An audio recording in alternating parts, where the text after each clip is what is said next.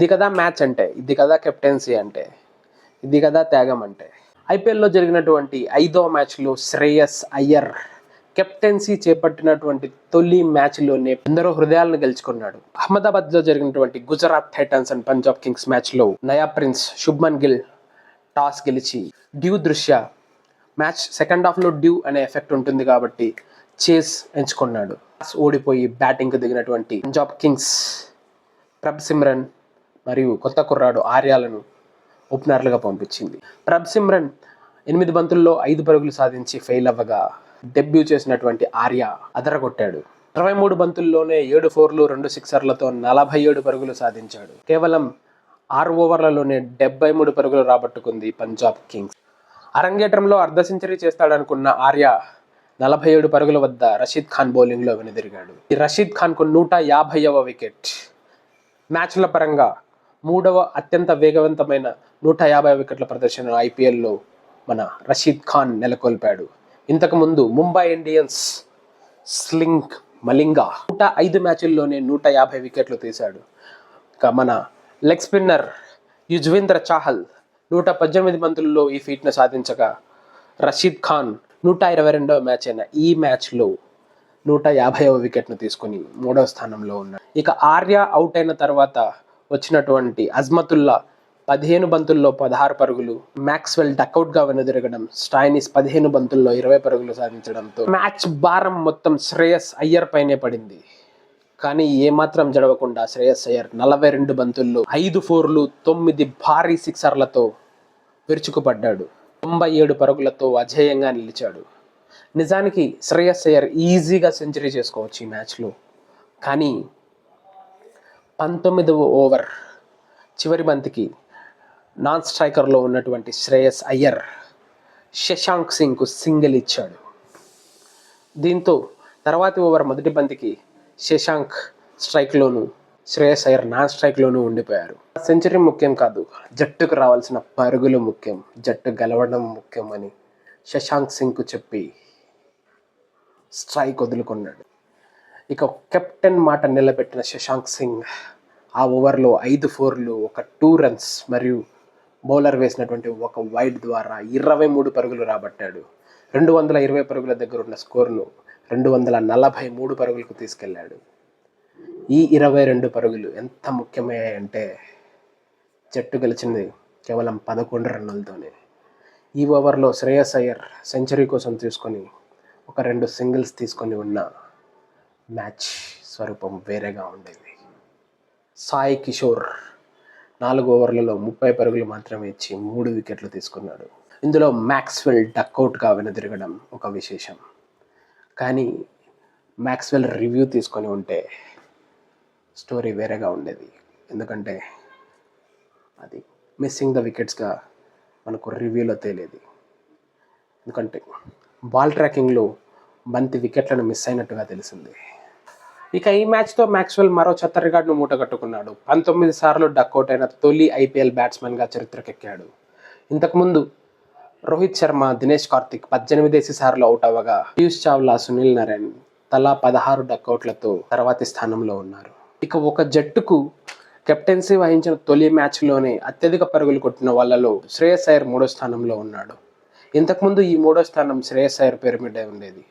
2018లో ఢిల్లీ క్యాపిటల్స్కు కెప్టెన్గా ఉన్నప్పుడు తన తొలి మ్యాచ్లోనే శ్రేయస్ అయ్యర్ 93 పరుగులతో అజేయంగా నిలిచాడు. ఈ మ్యాచ్లో అతను 97 పరుగులతో అజేయంగా నిలిచాడు. ఇంతకుముందు సంజు శాంసన్ రాజస్థాన్ రాయల్స్ కెప్టెన్గా ఉన్నప్పుడు సెంచరీ సాధించగా, మయాంక్ అగర్వాల్ పంజాబ్ కింగ్స్కు కెప్టెన్గా ఉన్న తొలి మ్యాచ్లో 1 పరుగు దూరంలో సెంచరీని కోల్పోయి 99 పరుగుల వద్ద అజేయంగా నిలిచాడు. ఇక 243 పరుగులు సాధించినటువంటి పంజాబ్ కింగ్స్కు ఇది 2వ అతిపెద్ద ఐపీఎల్ స్కోర్. ఇంతకుముందు పంజాబ్ కింగ్స్ 262 పరుగులు కేకేఆర్తో జరిగిన మ్యాచ్లో గత సంవత్సరం కొట్టింది. 244 పరుగుల విజయ లక్ష్యంతో దిగినటువంటి గుజరాత్ టైటన్స్ ఓపెనర్లుగా శుభ్మన్ గిల్, సాయి సుదర్శన్లు వచ్చారు.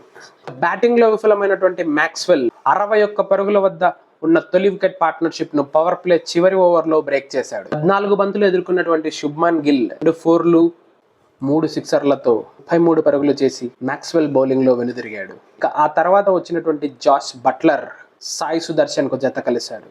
వీళ్ళిద్దరూ కలిసి 12.3 ఓవర్లకే జట్టు స్కోరును 145కు చేర్చారు. ఒకవైపు జాస్ బట్లర్, మరోవైపు షేన్ రూథర్ఫర్డ్ 4లు 6లతో విజృంభించడంతో 14 ఓవర్లకే స్కోర్ 169 పరుగులకు చేరుకుంది. చేతిలో 8 వికెట్లున్నాయి. 6 ఓవర్లకి 75 పరుగులు సాధించాలి. ఇక ఈజీగా మ్యాచ్ గెలుస్తుంది అనుకున్న విజయ్ కుమార్ వైశాఖ్ బౌలింగ్కి వచ్చాడు. ఒక 2 అద్భుతమైన ఓవర్లు వేసి ఒక్కొక్క ఓవర్లో 5 పరుగులు మాత్రమే ఇచ్చాడు. మధ్యలో ఒక ఓవర్ వేసినటువంటి మార్కోని యాన్సన్ కేవలం 8 పరుగులు మాత్రమే ఇవ్వడంతో 3 ఓవర్లలో 18 పరుగులు మాత్రమే వచ్చాయి. 4 ఓవర్లలో 57 పరుగులు అవసరమయ్యాయి. 18వ ఓవర్ వేసినటువంటి మార్కోని యాన్సన్ 12 పరుగులు సమర్పించుకున్నప్పటికీ చివరి బంతికి జాస్ బట్లర్ వికెట్ను తీసుకున్నాడు. 33 బంతులు ఎదుర్కొన్నటువంటి జాస్ బట్లర్ 4 4లు 2 6ల సహాయంతో 54 పరుగులు చేసి వెనుదిరిగాడు. అంతకుముందు 2 ఓవర్లలో 5 పరుగులు ఇచ్చినటువంటి ఇంపాక్ట్ ప్లేయర్ వైశాఖ్ విజయ్ కుమార్ ఈ ఓవర్లో 18 పరుగులు సమర్పించుకున్నాడు. చివరి ఓవర్లో 27 పరుగులు సాధించాల్సి ఉంది. క్రీజ్లో రాహుల్ తెవాటియా మరియు షేన్ రూథర్ఫర్డ్. ఏదైనా అద్భుతం జరుగుతుందా అనుకున్నారు. హర్షదీప్ సింగ్ వేసినటువంటి యార్కర్ను షేన్ రూథర్ఫర్డ్ డిఫెండ్ చేయగా ఆ బంతి స్ట్రైట్గా వచ్చింది. ఆ బంతిని ఆపే ప్రయత్నంలో హర్షదీప్ సింగ్ కేవలం ఫింగర్ టిప్స్ మాత్రమే దానికి తాకించాడు. ఆ బంతి వెళ్ళి నేరు నాన్ స్ట్రైకర్ ఎండ్లో ఉన్నటువంటి వికెట్లను గిరాటేసింది. కానీ అప్పటికే రాహుల్ తెవాటియా క్రీజ్ దాటి బయటకు వచ్చాడు. ఈ విధంగా దురదృష్టవశాత్తు రాహుల్ తెవాటియా అవుట్ అవడంతో చివరి 5 బంతులకు 27 పరుగులు అవసరమయ్యాయి. బంతిని షేన్ రూథర్ఫర్డ్ 6గా బయటకు పంపించాడు. దీంతో టార్గెట్లో నుంచి 6 పరుగులు తగ్గగా 4 బంతుల్లో 21 పరుగులు చేయాల్సి వచ్చింది. తర్వాతి బంతికి 2 రన్స్ సాధించినటువంటి షేన్ రూథర్ఫర్డ్ 3 బంతుల్లో 19 పరుగులు అవసరమయ్యాయి. ఒకవేళ ఈ 3 బంతులు 3 6లుగా వెళ్తే సూపర్ ఓవర్కి వెళ్ళే అవకాశం ఉంది. Harshdeep out side the off stump వేసినటువంటి యార్కర్ డెలివరీని భారీగా బాధే ప్రయత్నంలో ప్లేడాన్గా షేన్ రూథర్ఫర్డ్ అవుట్ అయ్యాడు. ఆ తర్వాత బంతికి 1 పరుగు రావడం, షారుఖ్ ఖాన్ చివరి బంతికి 6 కొట్టినా కూడా 11 పరుగుల తేడాతో గుజరాత్ టైటన్స్ ఓడిపోయింది. సెంచరీని వదులుకునే టీంని గెలిపించినటువంటి శ్రేయస్ అయ్యర్ను man of the match award వరించింది. శ్రేయస్ అయ్యర్ ఇంకొక రికార్డును కూడా చేరుకున్నాడు. అదేంటంటే ఐపీఎల్లో 3 టీంలకు కెప్టెన్సీ చేసినటువంటి 4వ ఆటగాడిగా నిలిచాడు. శ్రీలంకకు చెందినటువంటి జయవర్ధనే సంగర్కర, ఆస్ట్రేలియాకు చెందినటువంటి స్టీవెన్ స్మిత్ 3 టీంలకు కెప్టెన్సీ వహించారు. శ్రేయస్ అయ్యర్ ఇంతకుముందు ఢిల్లీ మరియు కేకేఆర్లకు కెప్టెన్సీ చేయగా ఈ మ్యాచ్తో పంజాబ్ కింగ్స్ కెప్టెన్గా డెబ్యూ చేసి మొత్తం 3 టీంలకు కెప్టెన్సీ చేసినటువంటి 4వ ఆటగాడిగా పేరు పొందాడు. మ్యాచ్ ముగిసే సమయానికి జట్లన్నీ ఒక్కొక్క మ్యాచ్ ఆడాయి. 5 జట్లు ఒక మ్యాచ్ను ఓడిపోగా మిగిలిన 5 జట్లు ఓటమిని చవిచూశాయి.